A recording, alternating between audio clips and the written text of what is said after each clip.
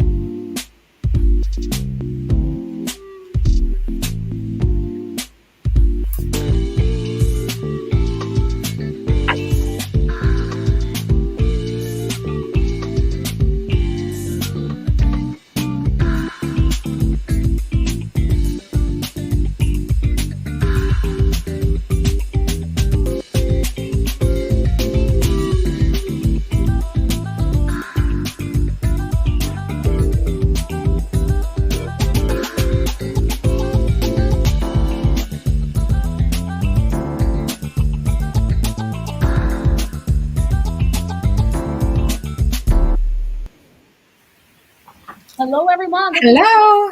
With Real Estate and Money. Hi, Violeta. Hi. How's everybody doing today? I'm good. Great. Great. You know what? We've got fall around us. Violeta's got a beautiful landscape behind her. You know, fall is in the air. It's September 21st, right? Yes. And that's just a couple of days.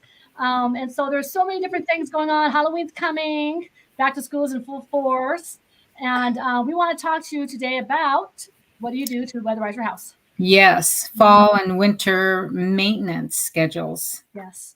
But first, I wanted to show you guys this house. You know, people are still looking at houses and they are getting ready now, not because school's already here, but now they're looking into buying something before the holidays. Right. So here's an example of a home that we've got. This is in the Gravelly Lake area of Lakewood, which is across the freeway from JBLM. Wow, isn't that beautiful? Yeah, it's a 2-story, 4-bedroom, 2.5 baths, and it's being offered at $595,000. So this is the front of the house. Look, they have ample RV parking to the left of the attached garage. And then Daniel, let's look real quick at the other. This is a virtually staged living room. and slide and open. And then you go to look at the dining room, the living room area, and then a little peekaboo of the kitchen over there to the left. Here's the kitchen and eating space area. And then next, we've got a family room with a wood-burning fireplace, real cozy, but it's a huge room, actually. And there behind, to the right of the furniture is a slider going out to the deck that's really long and pretty big. Family. Yes. Daniel, next slide. It's the back of the house. There are Asian pears. You know what Asian pears are? Yes. Yes. There are 4 of these trees in the backyard, and I got to pick some of them. And then so did a bunch of other people. So I think they're all gone. Don't know who took them, but they're gone. Wow. Anyway, next slide. Here is the primary bedroom opening up to its own private deck. To the left of that space there is an ensuite with a bathroom and a walk-in closet, which I'm showing here right now. And then the next slide is another huge bedroom, same size almost as that primary bedroom. Again, staged for your convenience. You can see what you can do with the space. And next, Daniel, here again is the last slide. So that front of the house once more, but it is again going for $595,000 now. With interest rates that have changed, I did post something to the effect that from when this house was listed to about a week ago, the drop in interest rates from Freddie Mac, so it's a trusted source, it's equivalent to taking $10,000 off the price of this house. So come by and take a look. Have your agents take a look at your financing. And if you don't have a good loan officer, you see her right now. She's available. Yes. Give her or I a call. Yes. We Yes. might help you out and see if we can get you into this house. Well, what's nice is, Violeta was talking about, this house and getting your financing approved. Just like she said, when interest rates go down, your payment goes down. If you're perhaps looking at this as an investment property, so Violeta, there's some people who can look at this with all the bedrooms as investment property, or you can use it as a second home. Find out what the financing is at it. You might be very pleasantly surprised. But this house is absolutely gorgeous, V. And where it's there, it's in where is that? It's in Lakewood. Lakewood. Yeah, Gravelly Lake, across the street from Gravelly Lake. So yeah, very quiet neighborhood. And Tina and I were discussing this house about the potential of it being an adult care home. Yes. Very quiet, serene community, and not that big. So there is potential. Yes. And look at that yard. This yard with the Asian pear trees. I mean, yes. Asian pears, yeah. Yes. So, it's a beautiful yard. We're going into winter now, and a yard like that, it looks like you're going to have fruit. You can actually plant some other trees and other orchids. You can put apples back there and plums. A lot there. Yeah. So, look at that. So, but look for, Violeta, like she was saying, look for homes right now, even though the interest rates are higher than they were in the last, 2 or 3 years. You buy your home right now, the rate may be just slightly higher than you're accustomed to. When the rates do go down, you're sitting on a lot of equity, because that price now, $595, is indicative of the interest rate being at 7 or 8%. But when those rates go down and those payments go down from, let's just say, $4,000 down to $2,500, you're going to be wishing you bought that house on this side of interest rates going down. So yes. And there's some talk, right, Tina, about interest rates changing tomorrow. Yeah.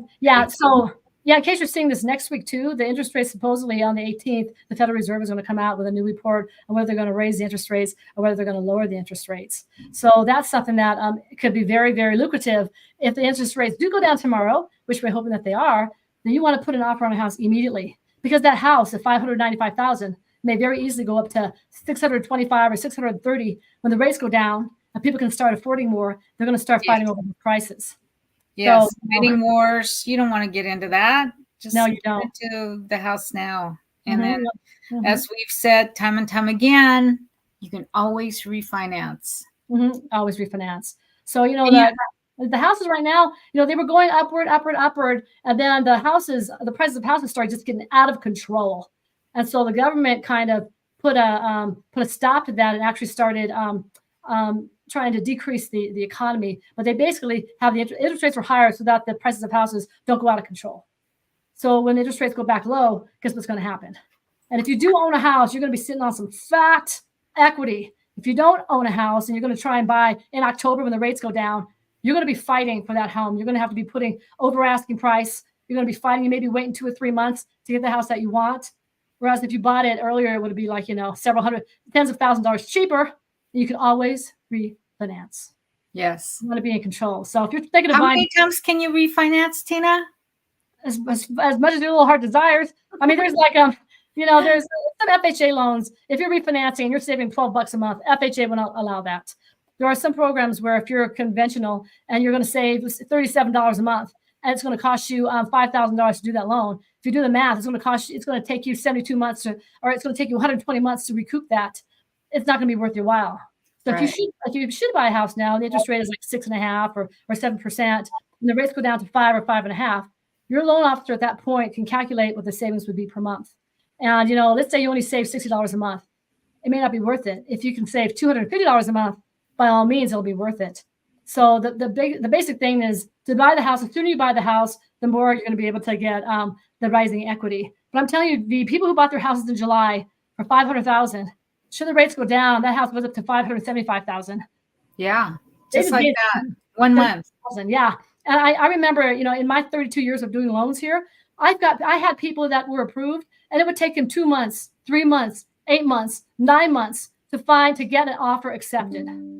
You do not want to wait until the interest rates are 4% and everybody's making an offer on the house. And that house that was $500,000, with everybody going up, escalating, that house may come out to be $580,000.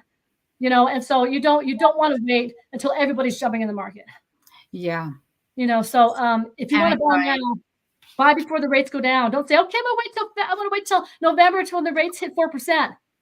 It may not ever happen, but if it does happen, that house that you wanted at $600,000 is going to be worth, a lot more. So you're going to be paying a lot more anyhow. But this time you're going to have to fight for that house. Whereas now you can basically walk into a house and make an offer and perhaps get it the very next day. So always look, you guys, if you're interested in this home and you put in an offer, it's going to take 20 to 30 days to close, right? Yeah. Tina's your loan officer. She will be watching. She'll be bird dogging that transaction and making sure that you don't lock in. She'll lock it in at the umpteenth minute, right? Yeah, exactly. Yeah. And it could be that the rates will go down in that 30-day time span. So yeah, but the thing is too, do not get don't get sidetracked. There's some loan officers out there and they're advertising 5.8, 5.5, 6.1. Where the rest of the road is maybe, let's say, 6.5 or 6.7. A lot of times, if you look at the APR, you'll notice that they're charging you 3 points or a whopping $28,000 to get that 5.99. So you always look at the APR. You don't ever look at the rate because you'll get sucked in, bamboozled, fooled. I got a 6.9 rate. How much you pay for that? I paid $28,000 for that. Okay, it doesn't make any sense. So make sure you talk to an ethical loan officer and don't be chased. Don't have somebody, dangling around. I got a 6.1 rate. I got a 5.45 rate. Find out what's going on because I can get you a 5.5 rate.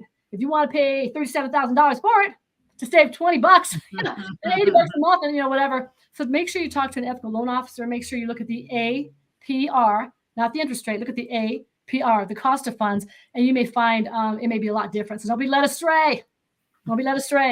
Yes. But we're talking about winterizing your home. And just like the Home You Show today, when you go into the winter months, there are certain things you want to do to your home. Certain things things like taking the patio off of the furniture off of your patio and maybe covering them, in preparation for snow, things like that. So, V, did you have a list of items? Yes, and we can go through these. You can chime in if you have any additional ideas. Let's talk about the exterior of the house. You take a look at the roof first and foremost. Yes. You need to sweep all the debris off that roof, check the gutters. And if you need any repairs, do it now before winter sets in. You periodically check the water, coming off the roof and into the gutters. If anything is clogged, your downspouts, any of that, just make sure you take care of it now before it gets too cold. Right. And then, so that from the top to the bottom, you take a look at the crawl space. We've had some rainfall, and I don't know if you've had, inches of rainfall come through your area, but if anything happens like that, have your crawl space checked out. Check for get it inspected for rodents. Check those little air vents that they have a little screen on them. Walk around the outside of your house. Take a look and see if all those screens are intact or if there's holes in them. Chances are you've got rodents or some pests infestation going on there. Check the barrier vapor down below and make sure everything is dry and insulated and nothing can get in. So that's a good check to do. Check for branches that are dead and chances of them falling and breaking during a windstorm or during the dead of winter. It can do damage if not to your house, to something else. And outside, let's see. Oh, your garden tools. Get rid of make sure all your hoses are, soon. Maybe not now, but soon, as part of your winterizing program, you need to make sure all your hoses are drained of water, shut off the valve if it's inside your home, turn it off there, and roll up those hoses and get things out of the way.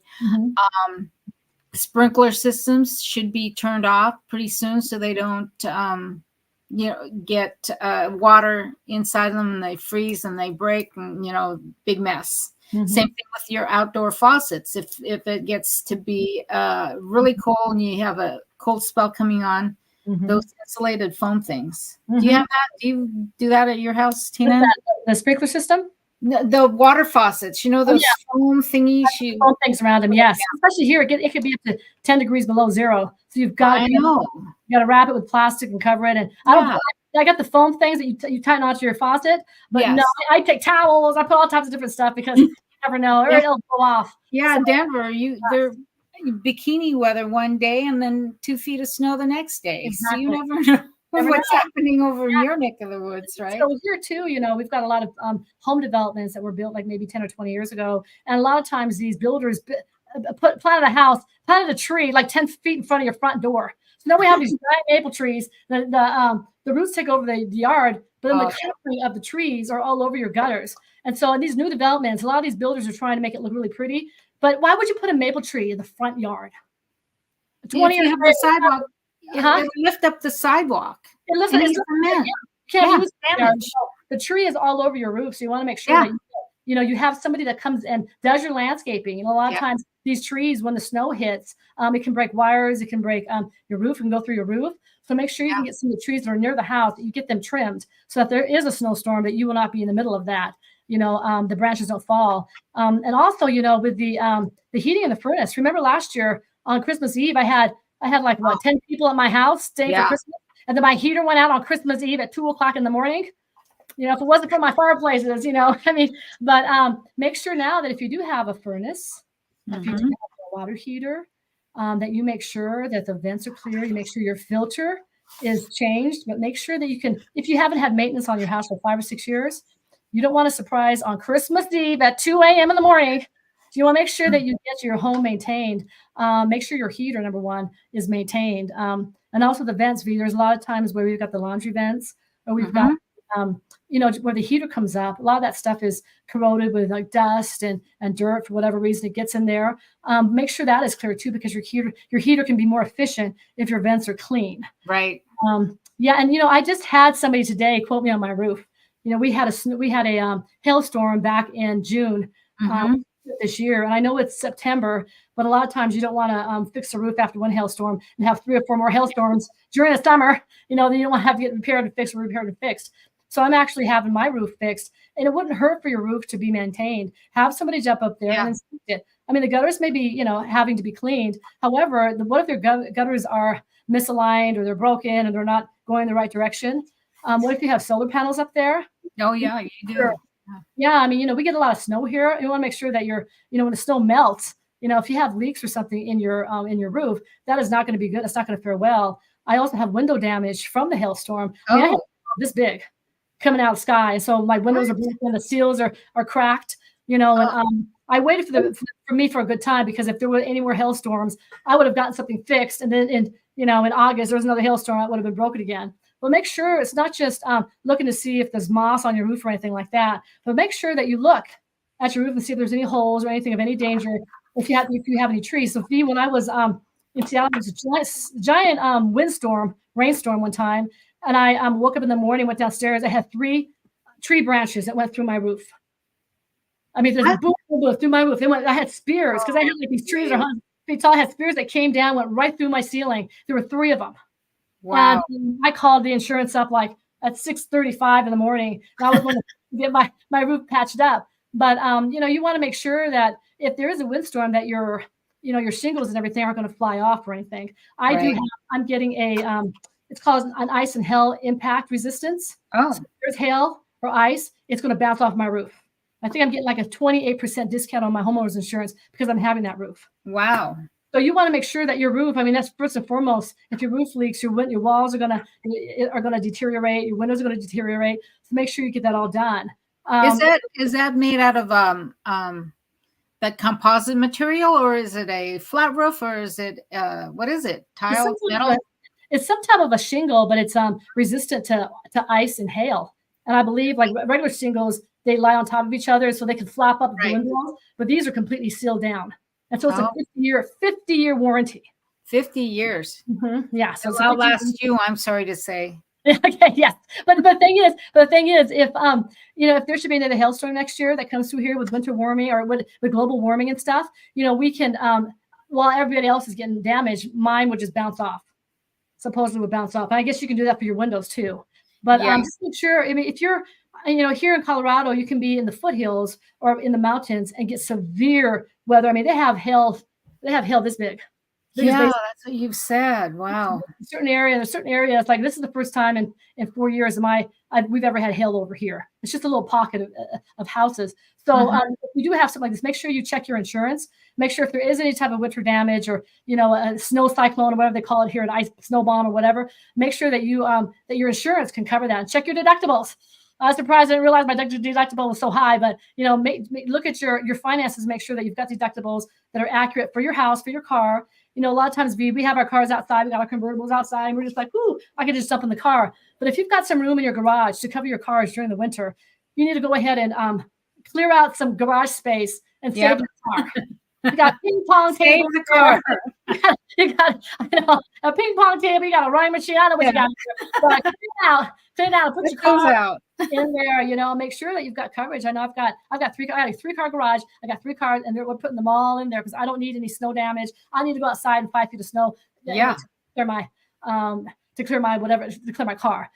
So make sure you do that. So be real quick. I do have a link here that talks about snowbirds. Oh.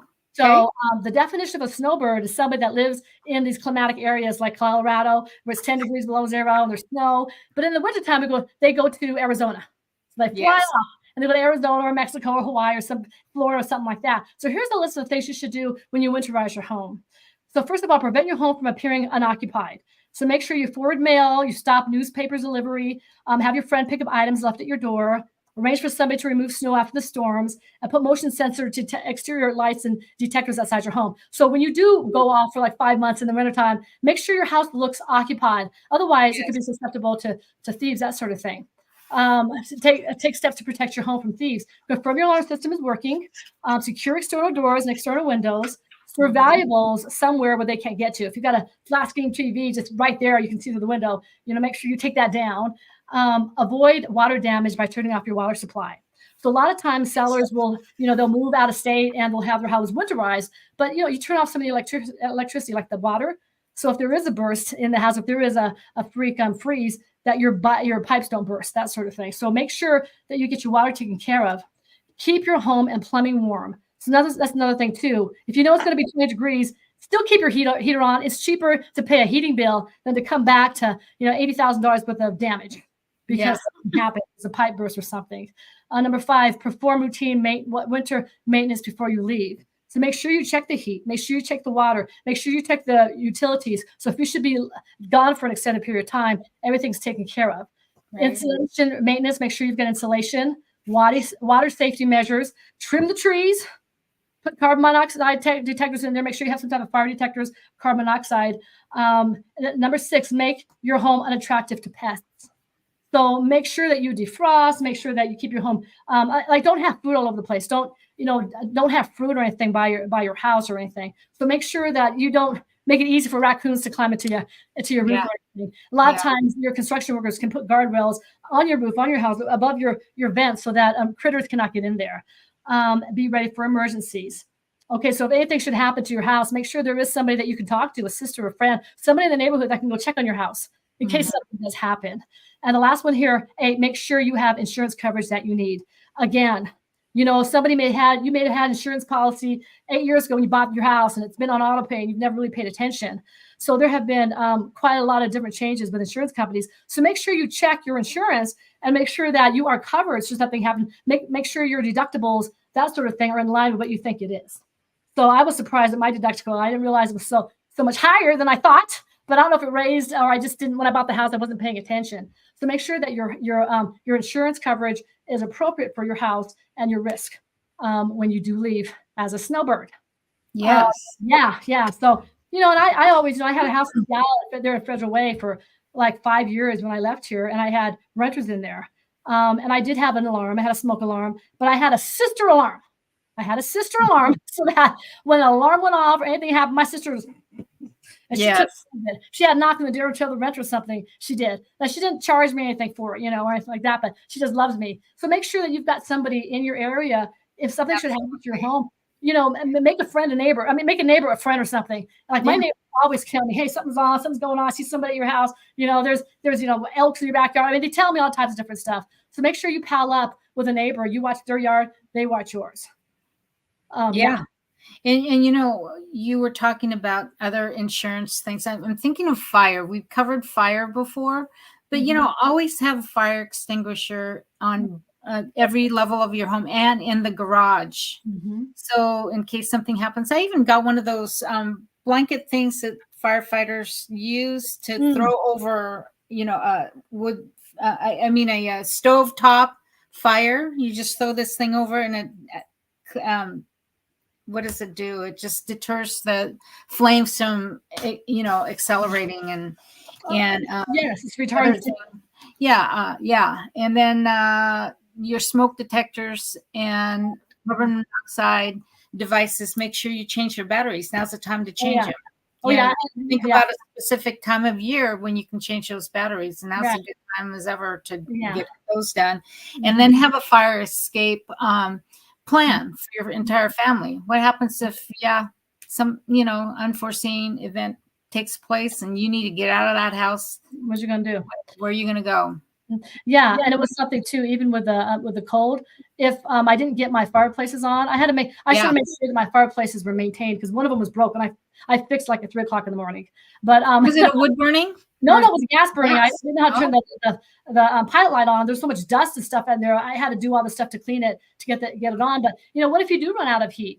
Do you have covers? Do you have blankets? Do you have an emergency? Do you have some type of heat generator that's kerosene as opposed to power? I mean, what do you have? I got gas. I got this and that. But water, blankets, that sort of thing in the winter. Because you're out of luck in the summer. Who cares? But out of luck in the winter.